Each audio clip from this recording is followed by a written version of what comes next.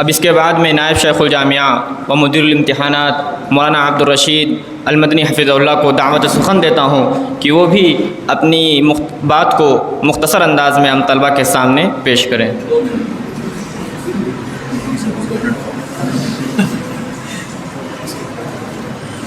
السلام علیکم ورحمۃ اللہ وبرکاتہ۔ الحمدللہ الذی ہدانا للصراط المستقیم والصلاۃ والسلام علی نبینا محمد وآلہ وصحبہ اجمعین، اما بعد۔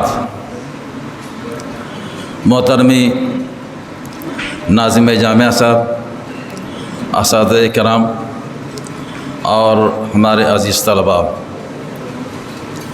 عربی کا ایک مقولہ ہے، کل صید فی جوف الفرا۔ ابھی تک آپ نے محترمی ناظم صاحب کی جو تنبیہات، ترغیبات، توجیہات اور ترحمانہ کلمات، ان تمام کو آپ نے سنا۔ حقیقت یہ ہے کہ اب اس کے علاوہ مزید کچھ کہنے کی ضرورت نہیں ہے اور نہ کوئی چیز باقی رہ گئی ہے۔ بس صرف باقی کیا ہے؟ عمل آپ کا۔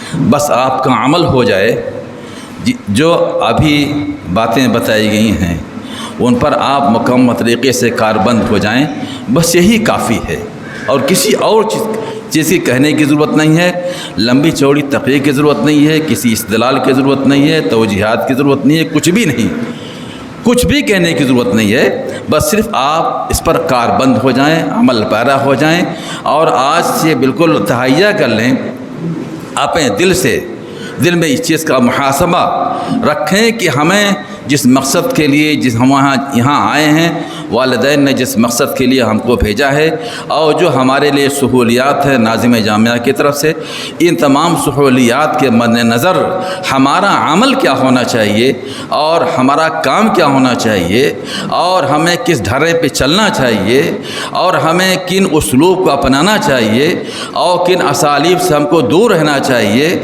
یہ تمام چیزیں اگر آپ کے مد نظر ہیں، آپ کا اندر شعور ہے، تمیز ہے، محاسبہ نفس ہے، تو یقین مانیے کچھ مزید بات کہنے کی ضرورت نہیں ہے۔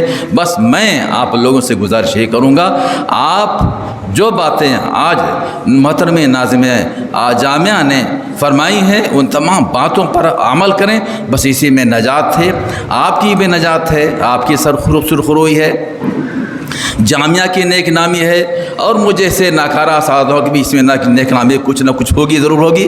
بس اتنی باتیں میں کہنا چاہتا ہوں، اور مجھے امید ہے کہ انشاءاللہ ان باتوں پر آپ ضرور عمل کریں گے۔ وآخر دعوانا الحمدللہ رب العالمین، والسلام علیکم ورحمۃ اللہ وبرکاتہ۔ مشرب مہر و وفا ہے مسلک اہل حدیث، جادہ صدق و صفا ہے مسلک اہل